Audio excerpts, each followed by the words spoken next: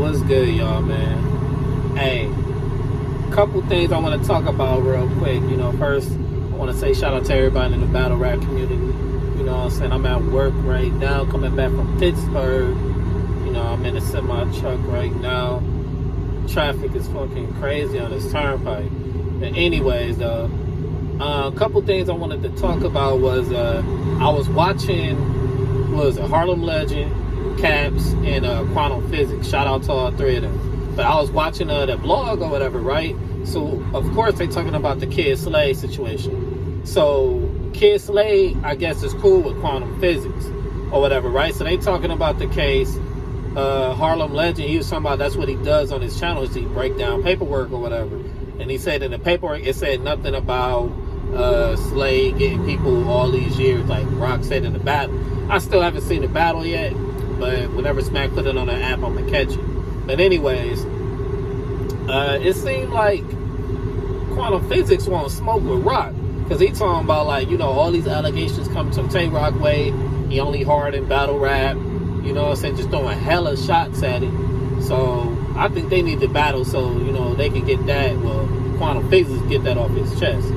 But they was making some points in there though, because they obviously was trying to compare it to the Adi Boom situation, which is something similar but not really, because Adi Boom, he did like a situation with the homies and he snitched on them. So that's different versus what Kyd Slade got going on. The whole dude hit his brother with the bottle and he testified against dude. So you got all the battle rappers coming out now basically saying like he had done deal.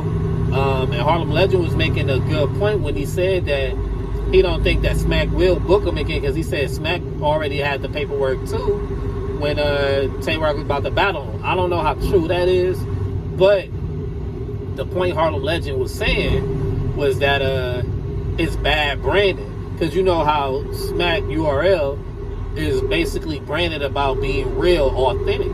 Now, if you got a situation to where you got a battler on your roster and he's snitching, he's in paperwork, that's going to hurt your brand. Now, I agree with that, just off that standpoint alone. If you branding yourself off of authenticity, you got a person that got paperwork on them snitching, that does hurt your brand. Because if that's the case, then Smack should have been booking Adi Boom, even though the cases are different cases, but he's still on paper snitching. So, and I think after that situation with Adi Boom, after the Big K battle, he battled like maybe one or two more people, and that was it. And he was up out of there. So, it's interesting to see what's going to happen with Kyd Slade, because Quantum Physics was saying like he doubt that Smack is going to take him off a contract just so he can, like, I guess, keep the authenticity going. But I don't know, man, because it's real tricky when legalities come into it.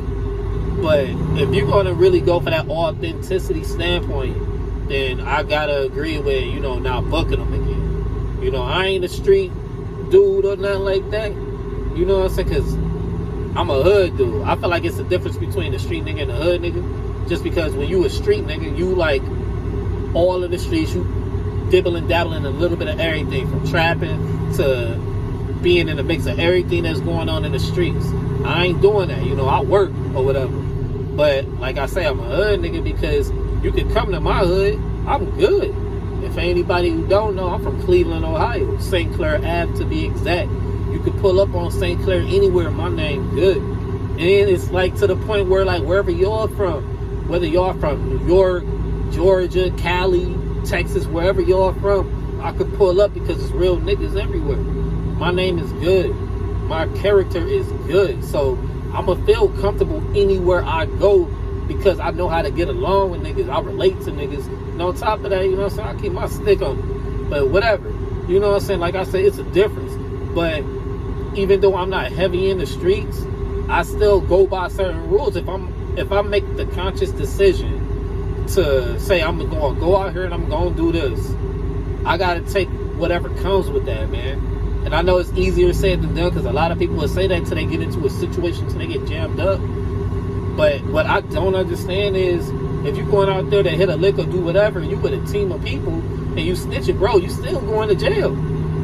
if you facing 20 years and they come to me like, look, easy, we got all of this information now. If you give us a name, we'll cut your sentence from 20 years to like 6 or 8 years. Bro, I'm still going to prison regardless. Why am I going to snitch?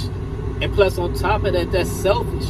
Because now, if I'm snitching on a dude to get him more time, or give him time, whatever, or if I'm in any situation where I'm helping them confirm information, that's selfish on my part, bro. Because now, if dudes is really like that, they gonna come looking for my kids, my baby mamas. You know what I'm saying? That's selfish of me to do that.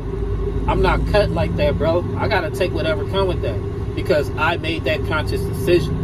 That's why they say, like, you know, streets ain't for everybody. That's why they made sidewalks.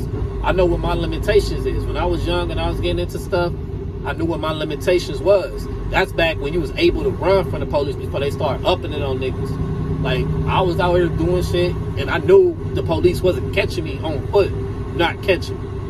But at the same time, it's like you got to get to a point where you got to realize when you start making those conscious decisions, are you going to be able to get away with this? Are you prepared to take what comes with that?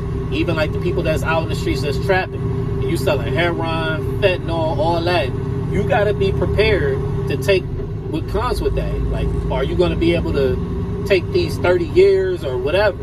You got to prepare yourself for that, man. You can't cry wolf whenever you get jammed up. You can't do that, but you know, you got people doing it. And then plus with this era going on, you got people normalizing. But whatever, man. Like I say all that to say this. In that blog with Caps, Harlem Legend, and Quantum Physics, I felt like Harlem Legend was right when he said that hurts the brand of Smack if you want to continue to book him. You know, how y'all feel about that? Let me know how y'all feel. Comment, respond back to it, you know, whatever.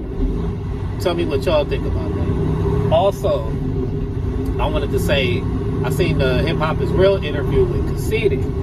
So, you know, they asking him, oh snap, I can't fucking get over. So I'm watching an interview with Conceited, and they basically asking him about, you know, the Rum Nitty Fonz battle or whatever, right? He said that's the best battle that he heard and saw in his life. Now we all know Conceited from, you know, punching and everything like that. But he was asked if he was to come back to the URL, who would he want to battle? He said culture-wise, he would battle Rum Nitty because he said it has to be a passing of the torch. And then he goes on to say that URL was thinking about booking him versus Cassidy because we still want to know what's going on with the Cassidy Freeway battle. And in another interview, you got Smack apologizing, basically saying, you know, he just wanted to be right between Cassidy and Freeway. Me personally, I don't want to see that battle. Cassidy's last battle was, he battled Hitman on RBE. Did phenomenal in my opinion. I don't want to see him versus Freeway again. Freeway really isn't a battle rapper. Cassidy was. However, like I said, Smack went on talking about he apologized for the holdup, but he wanted to be right. Cassidy was in an interview basically saying he don't know what's going on with the battle. He thinking about doing something else. So, and like I said, Conceited was basically talking about how Smack wanted to book him versus Cassidy. Basically because, you know, they both got big names doing stuff outside of battle rap. So it'll be a big, popular battle. Is that something I want to see on a scale of 1 to 10? I'd say about a 6. Just because, you know, I want to see Conceited come back, see if he's still up to date and not have dated bars. But I really would rather see Conceited versus a Rum Nitty, just so I can see a battle of the punches, and I want to see it in a small room like a volume. The volumes need to get back to the small rooms. I don't like the big stage volumes. That basically took away from the essence of it. And also, I want to see Cassidy versus Rum Nitty. You know what I'm saying? And then on top of that, Cassidy was also saying, because he was asked, remember how when he battled Disaster? When he battled Disaster the second time, well, he only battled him technically once, but it was twice because the first time he was on stage, it wasn't right. Then they had the small room battle. So the small room Cassidy versus Disaster, it got dark. Now, if we had a small room volume Cassidy versus Rum Nitty, who would y'all think would win that battle? Well, we could just catch every single ball, every single reference. Because Cassidy said himself in that Hip Hop Is Real interview that in a small room he's dangerous and he's unbeatable. I don't know how to take that, because like I said, when he battled Disaster, he was in that small room. He was fire. And even when he was on stage with him and he figured it out, he was fire. So I'd rather see Conceited versus Cassidy, probably on a big stage. I think obviously Conceited might take that just because of the nostalgia. But in a small room, it might be a different story. Just like Rum Nitty and Cassidy in a small room. That got the potential to be a classic, to be honest. But I don't know, man. Those just a couple things that I wanted to bring up real quick about the culture. But like, let me know what y'all think, man. Don't forget to comment, like, and subscribe to the channel. I'm trying to build this channel up a little bit more. I'm about to start doing way more vlogs. A lot of times I think I be busy, you know what I'm saying, working and all that. You know, like driving state to state, what let the man say. I ride dolo from state to state. You know, I was in Pennsylvania and West Virginia, on my way back to Ohio now. But anyways, though, like I said, if any more new stuff come out in the culture, I will be back here doing another vlog. But until then, man, it's your boy Yo Easy. I'm out. Salute to everybody, man. Happy holidays, all that good shit. I'm out.